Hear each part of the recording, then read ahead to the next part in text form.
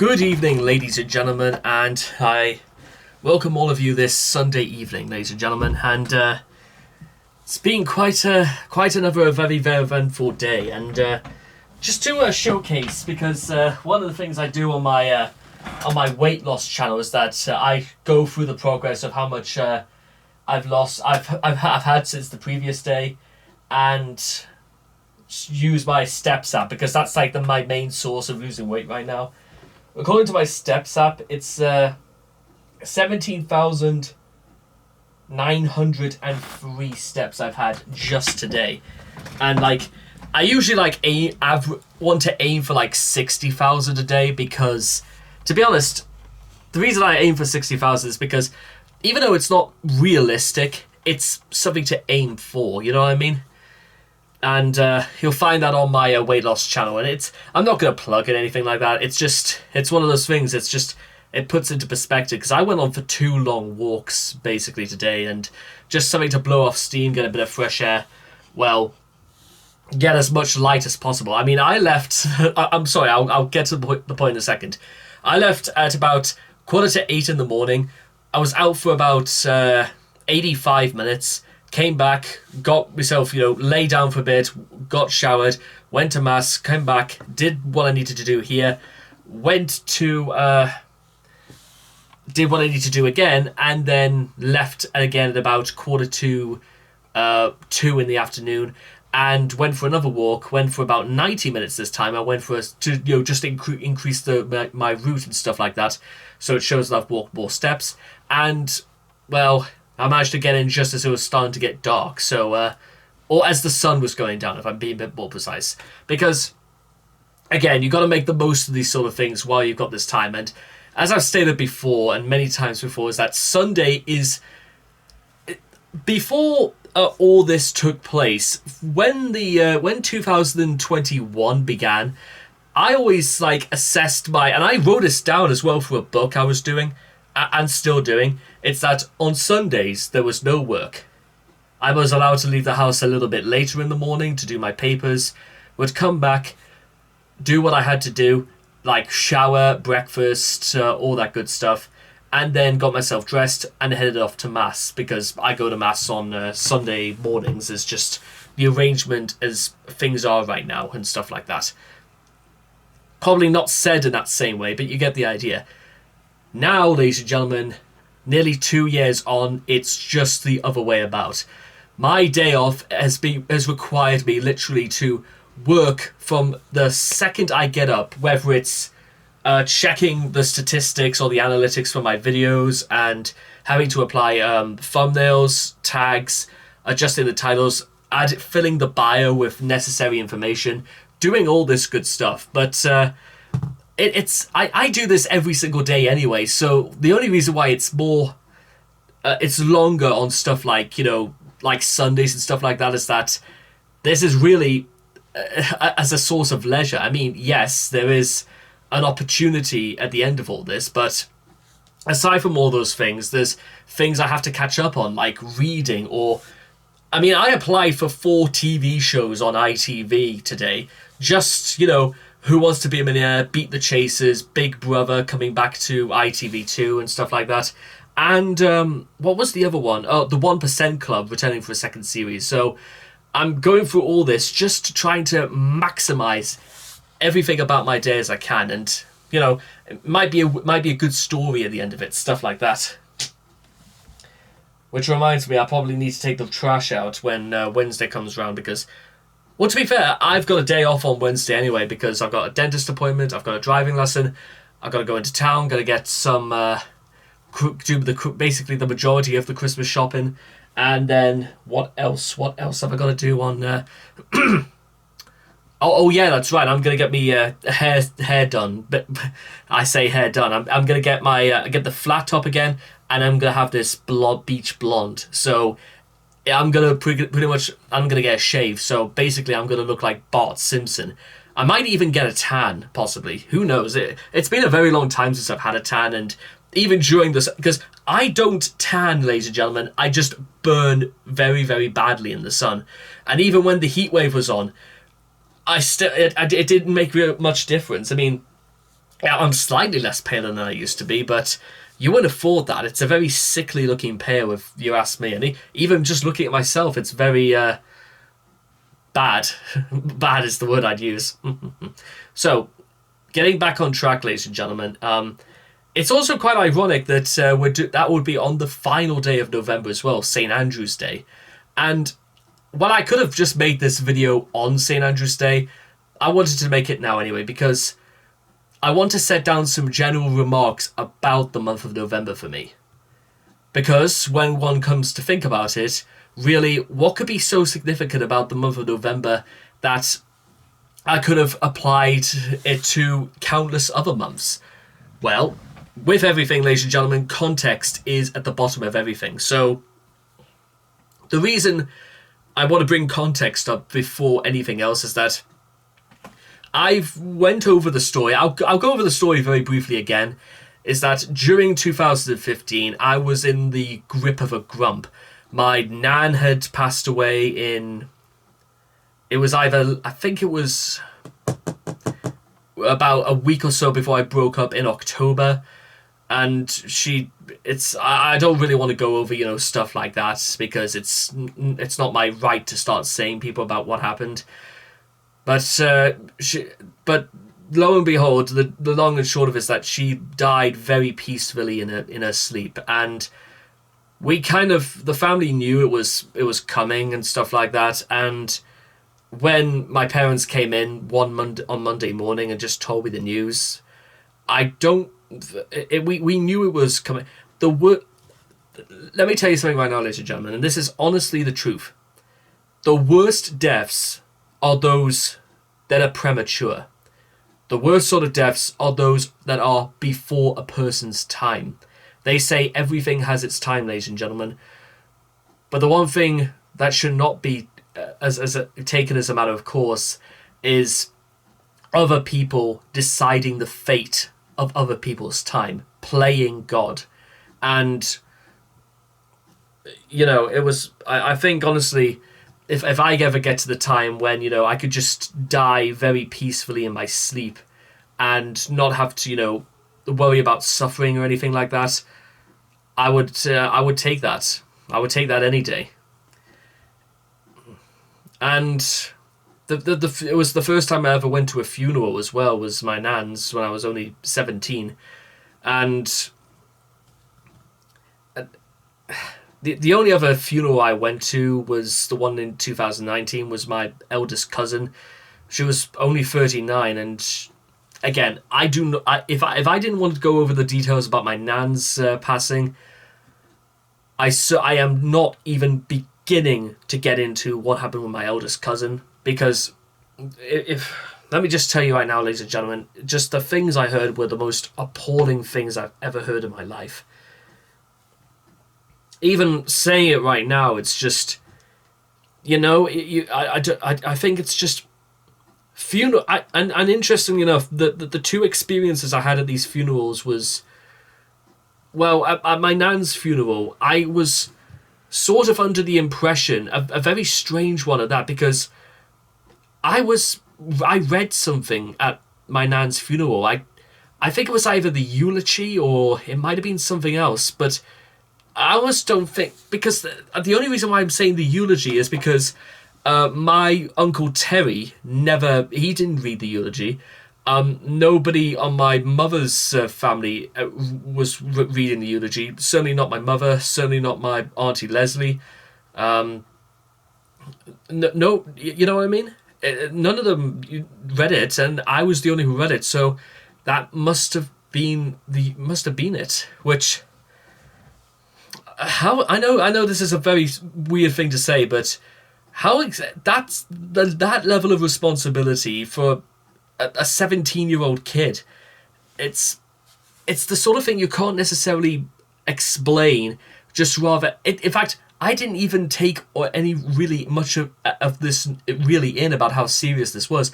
I knew I had to do it properly. I know I had to do it in the memory of my late nan, but it was just... I got up there, did it as I knew she would have wanted me to do it, and that was it. And when they had to draw the curtains towards the end, the only thing again that was sort of like on my mind a little bit was, at least we were here, you know. I remember all throughout basically that summer, when my nan's health was deteriorating, that I was almost there every single time my mother would go, and she would go speak to the caring assistants who were there pretty much every day with her. And listen, a lot of care assistants get a lot of flack and stuff like that. I want to rectify the fact that the carers that looked after my nan, they were absolutely amazing. They really were. They were the most caring, considerate, lovely bunch of people you could imagine. They were very very keen of listening to my nan talking about years of watching QVC, and they made good conversation with my mother and my uncle Terry and stuff like that. It was a very very nice thing that they did. It was just so. On the other hand, so that was one thing. The other thing that was sort of on my mind a little bit during all this time is that school was kind of... I mean, I was in the upper sixth, so this would have been my final time in secondary school. And if I had a full... I mean, I've described basically what year 9 was for me and how it wasn't one of the best times of my life, but I wouldn't, give it up for the world, because it was a very, very important... character development, basically. And if you want, there is a full 90-minute video where I talked about it, and it was sort of basically me describing a movie in the only way I knew how, and it was very interesting. It's the story of a kid who thinks that just being himself, being polite and being well behaved was what matters, but it soon became clear that the only thing that did matter was either being seen or being clever. You could... I'm not going to relive the whole story about that, but basically, I was just kind of I didn't really know what I was supposed to do. I mean, I was trying my hardest in what I wanted to do in school and stuff like that, and I knew that I had things like university placements and stuff like that to look forward to, and what would happen if I had to go through clearing if none of them would take me on. I applied for Anglia Ruskin, I applied for Edinburgh, I applied for the London School of Arts, I applied for Northumbria, and I applied for Leeds Beckett. So I was getting myself around. Anglia Ruskin is in Cambridgeshire, by the way. There was at least 5 people from my sixth form, I seem to remember, actually did manage to go on to Oxford and Cambridge. In fact, I think it was one of them who went off to Oxford, and the rest of them went off to Cambridge. It's just, I don't know why I need to mention these things, but they weren't a bad bunch of lads, the people I were with. And I must say, throughout the entire period of sixth form, I got along so much better with a lot of them than I did when I was just, either year 7, 8, 9, 10, 11, stuff like that. And the only reason I think it was because we were now sort of there was less of us, yes, but we were now almost in the same sort of boat. We were well packed in that giant story block basically in front of the school, which was the sixth form room and stuff like that. So yeah, I was just kind of working, and I keep hearing all these things about certain the jocks and the guys who spent a lot of the time applying for sport, applying for business and stuff like that. They were going to parties and all sorts of things, and I was trying to converse about wanting to go myself. And basically, to cut a long story short, in the middle of it might have been the beginning of November, the more I think about it, is that things got so much that I just straight up says, you know what, I'm absolutely done with this, because I just want to get out of sixth form. I'm absolutely finished with this. I'm done with this. And I think the reason is not because I had problems with, my education or anything like that. The problems I did have was the fact that, okay, my brother went to the same school that I did, but after 3 years, he badly wanted to go to a place called St. Mary's, which is where my dad went to in I think St. Mary's is in Long Benton. So they decided that, and because my sister had just finished her GCSEs, she wanted to go to a St Mary's too, because she didn't want to stay on at Sacred Heart. And to be honest, because a lot of my cousins went to Sacred Heart High, which is an all girls school, they say pretty much they attest to the exact same things. Codits in kilts was a very popular phrase that they used to describe it. So basically, what we got was that my brother, through, skulking, scowling, and saying, he hated where he was allowed basically to get into a school, and he was now in year 10 at this point, and he just excelled, and he excelled. He was really good at Sacred Heart and all that, but he had a lot of things to say about a lot of the teachers, some of them who taught me basically, and well, he didn't like them. And to be honest, again, if I had the time to go over some of the teachers and all that, especially from my brother's point of view, yeah, I'm not too sure. It would be we'd even get this thing up, because there'd be probably a lot of swear words and a lot of very unflattering remarks to make about certain people, which is not particularly very fair. You know what I mean? So it got to the stage where I felt like I got the shaft. That's literally how I felt. I felt like I had got the shaft. That because by the way, years later, it was actually New Year's Eve last year, 2021. My dad, over a meal, my dad just very casually said, "Well, to be fair, St. Cuthbert's had this reputation long before I left, that it was full of a lot of violent thugs. A lot of them would mug, a lot of them who would commit arson, do crimes and stuff, do petty things that would get them in juvie and stuff like that."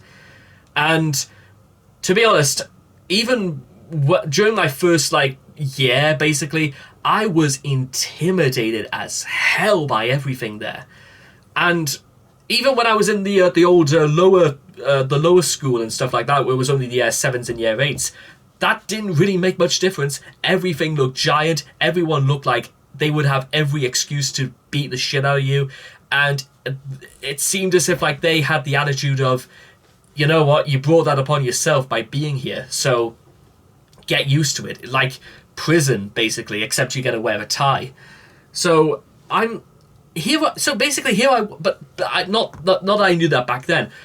But that's when it sort of it struck me. Despite all the years, of in spite of everything, in spite of the trauma of trying to just sit by and listen, and some people trying to make learning impossible for me. Despite that, despite the terror of some people, again, who won't be named, but oh yeah, they know who they are, don't worry. I know fine well some of them have indeed apologized to me years later, but we can't just forget the fact that it happened. And you know who you're talking about. I know who I'm talking about, and if you happen to be out there watching it, you know what? Fair play to you for apologizing, but we can't just go back and mend things that went wrong. So it's just one of those things. You know what I mean?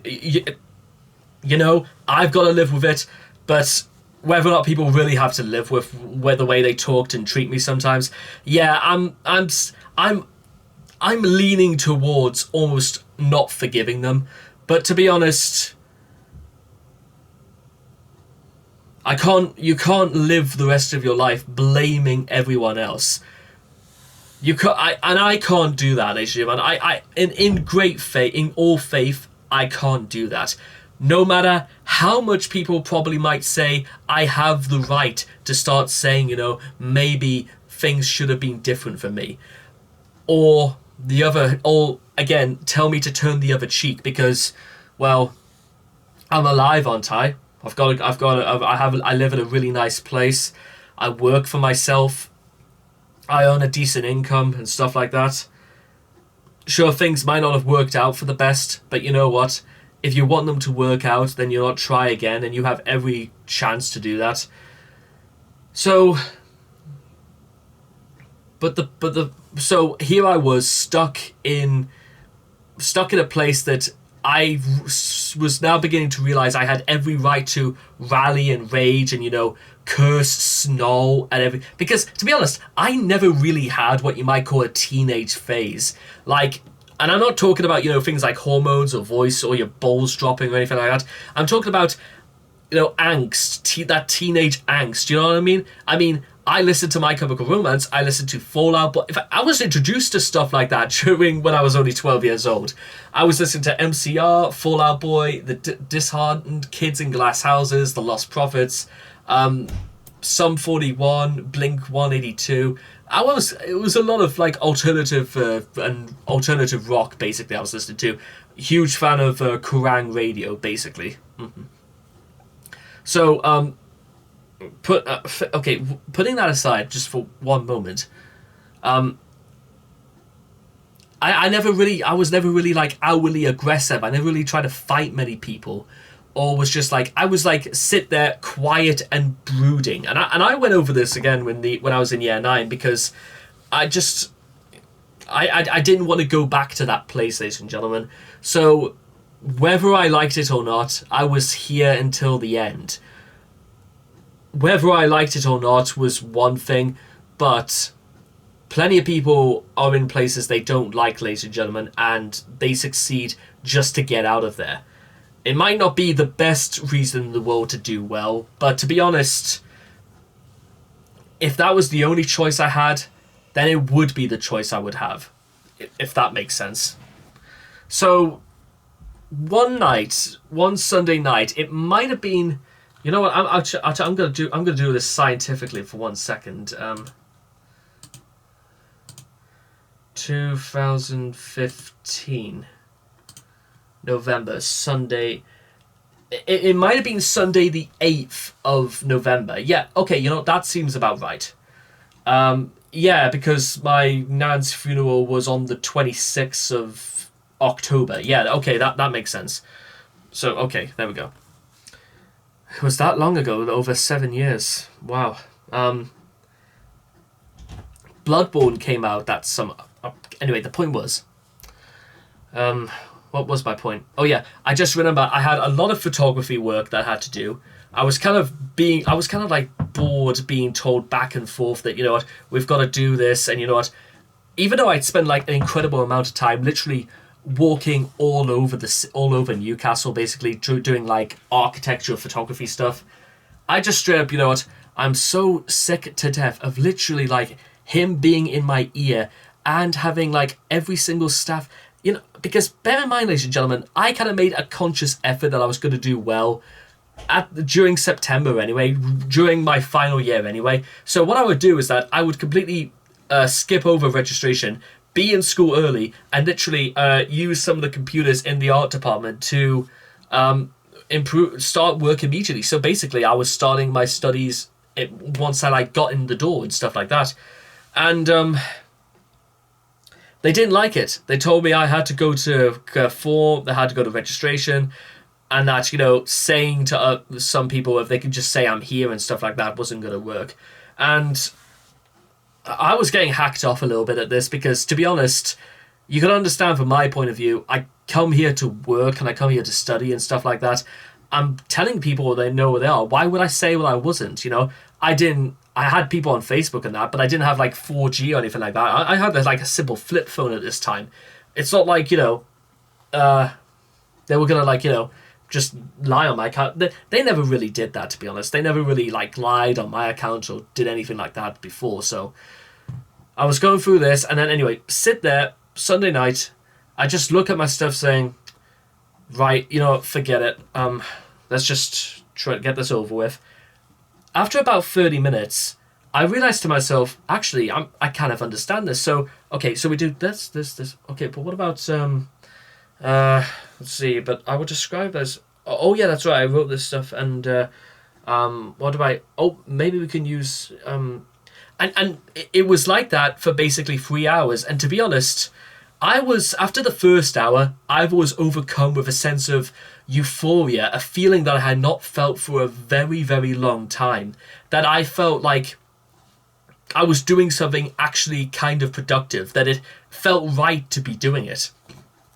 we've all had this feeling before when we know we're doing something right and we just went for it. And to be honest, it was pitch black outside anyway at this time of the year. So I thought, I'll just sit here, carry on working and stuff like that. Wait, dun, dun, dun, dun, dun, dun, dun, dun, dun, and then went to bed and then handed it in. And he was like, "Wow, okay, what?" Honestly, if this was like a final grade, we'd be giving you an A right now. Because so, yeah, and it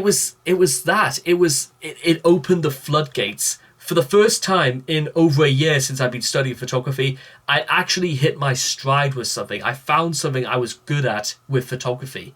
And I think I do still have my original books to this day. Probably not, and it's going to be it might be in the loft as well. And the last thing I've got to do is get into the loft at this time of night. It's also not very warm in this room either, so, and I'm only wearing like shorts and socks basically down here. So yeah, and to be honest, because I had photography every Friday, I would go into photography on a Friday, do it, crack some laughs, do some work, and then leave feeling incredibly. In fact, I left. Remember, it was like the 15th, or something like that, and I was, I can relate this feeling like so well. What was it? Friday? No, it was Friday the 13th. Friday the 13th. Oh, that's very fitting. And I remember I just left school, and even it was pitch black, even though it was only 3:15. I remember feeling like elated and very, very good about myself because I'd done a lot of work. And it was like that for all of my studies, for my English literature course, for my fine art. I was going in there and I was just, like that. And it was one of the most rewarding times of my life because not only was I doing it, but I was doing things right. Like, you know what I mean? And I even related to this to some of my friends that I was doing English literature with. These were two twins, but actually I should point out, B and D. Great lads, by the way. One of them was actually, it might have been B, took a particular, I think it was B. He took like I don't know if he knew I was had Asperger's or that compared to D, but he was like really, really fond of like making sure I was cush and I was okay and stuff like that. Because to be honest, again, that was the sort of vibe it was. And listen, there are actually and I'm going to be completely fair. Throughout my time at school, there were very few people who actually, bullied me or, about my autism, my Asperger's, basically. And to be honest, the one person who really sticks in my mind, boasted on Facebook about, he got a master's degree in like advertising or stuff like that.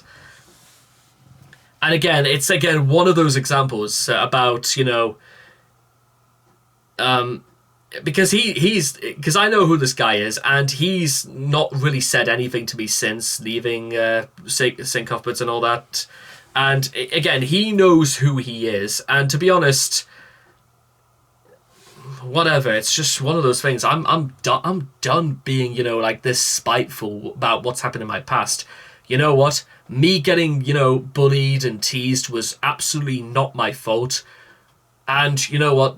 I'm not saying, calm or anything like that, but what I will say is it will come back eventually, and we'll see exactly, what people think about some of the things I could tell about other people. I'm just being completely honest right there. I mean, again, bullying as well. Bullying is a really strange word, to be honest, because there were many things that that did happen to us in school that I would describe as bullying, from people throwing chalk at me to God, what was the other one? There was something else. Oh yeah, I got kicked in the nuts by this gigantic dickhead. I only remember this guy because he fucking looks like Boris Johnson. and he looks just as ridiculous now as he did then. Johnson and this one other kid. And I'm telling you right now, no, again, no. I'm not. No, I'm over this. Like I said, no, I do not want him to stand on a Lego brick in the middle of the night. But back to what I was on about. So I worked, and I remember when the month of November ended, I was like kind of sad because, to be honest, I was so happy during this month. I was elated from things going so bad to literally pulling it around. And this is when I got accepted into Northumbria, by the way. That was like the really big thing. And everybody was out there elated, saying they had got like, unconditional offers and that. Which I think is just a lie people put on just so they can impress their mates.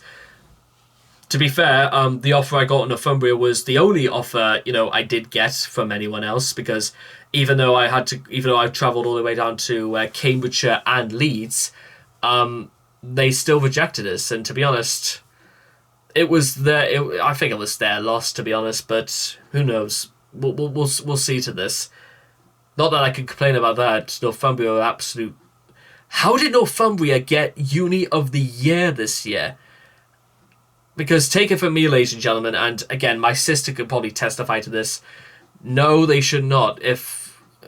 Dear me, because my sister really did not like Northumbria. I didn't really like Northumbria either, but that's, again, I've kind of been over that story before. But because there were no other unis anywhere at all nearby, not Newcastle College, that I could do animation, it was just kind of, I was trapped. I was like, and again, that's another story, but you know what? And I've said this before, and I'll say it again. I am not prepared for the rest of my life to be ruined because of 3 bad years. No way. They weren't all bad, but the majority of those years were bad, basically.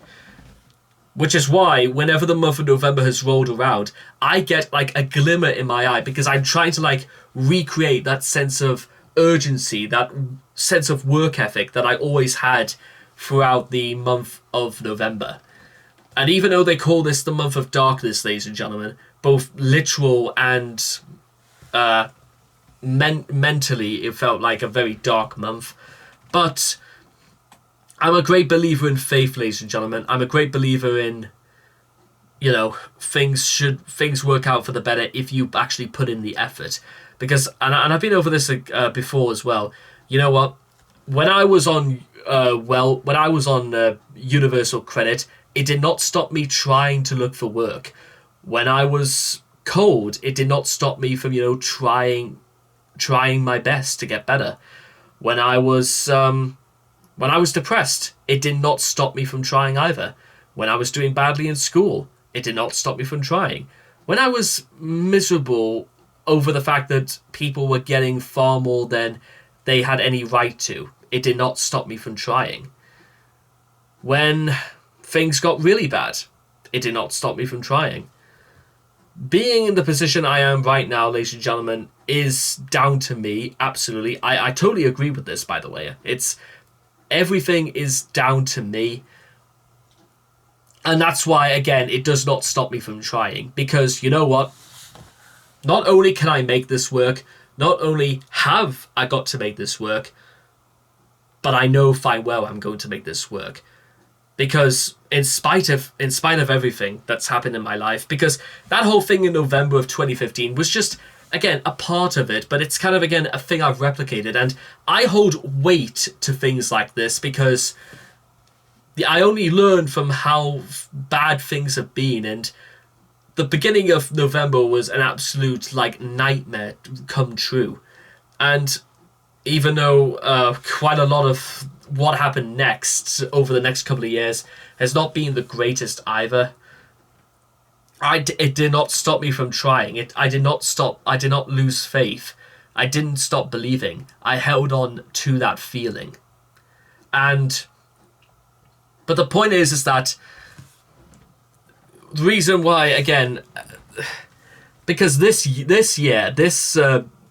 month of November, I have absolutely, exhausted. Like, I'm not burnt out. I do not burn out. I do not burn the candle at both ends. I set more things on fire, which is not a good idea. There's a lot of aerosols and a lot of paper in this room, so that's not a good idea to start fires or anything like that. Now, this does set up an important factor, ladies and gentlemen. Next month, I will be busier even still, and then January, I'll be busier even still. I want every month to be like November. I want to work literally on the things I love, the things I am good at, and the things that are going to make me good and make me happy. There is no armor against fate, ladies and gentlemen, but I can always try. And that's something you can do as well. Nothing should stop you from trying. Nothing should stop you from ever attempting to try. Nothing about what I say or what I do or what anybody else says or do should ever inhibit your ability to try. And I know it's again, for some people that it's not quite as easy as that, because people are weighed down in things that it's like being in a hole where you're too in deep and you can't get out. But if I lend you a helping hand, ladies and gentlemen, maybe I can help you out. And maybe other people will come and help you out. The world is full of very compassionate people, ladies and gentlemen, believe it or not. And just thinking about it, you know what? It wasn't all that bad. That doesn't mean to say everything was all great, but to be honest, like I said again, there was a lot of good people back then. And to be honest, I think there was still a lot of people good there now. I know my old school hasn't exactly got the best reputation now, but to be honest, that has got nothing to do with the people there who actually want to work and the people out there who actually want to try. Because to be honest, there could have been millions of kids just like me all over the world who just want to do good and just want to get on with their lives and stuff like that. And they are surrounded by dickheads who make trying to do any of these things impossible or extremely difficult. You see in here, ladies and gentlemen, there's still a 12-year-old boy still living in here, and you know what? I'm gonna make this guy, this kid proud. You know what? That's what I'm gonna do. And it's not just the 12-year-old kid. It's the 13, the 14, the 15, the 16, the 17, the 18, the 19, the 21st, the 22nd, the 23rd, the 24th, and the 25th kid, and the 24th man. Because again, I had this thing where I said that this is the second part of my life, and this is the part of my life where I'm calling myself a man, and part of that is manning up to what I am, and manning up to what I have to do. So, take courage, ladies and gentlemen. Take care. And that's why, ladies and gentlemen, the month of November is so important to me. Because despite everything that goes wrong, despite how badly you feel you're being treated, despite how bad things can go from being bad to worse, despite all of these things, there are people out there who are still holding out their hands for you to come back, to pull you out of the darkness. In fact, the month of darkness, like I said again, is actually not a disadvantage, but a necessity.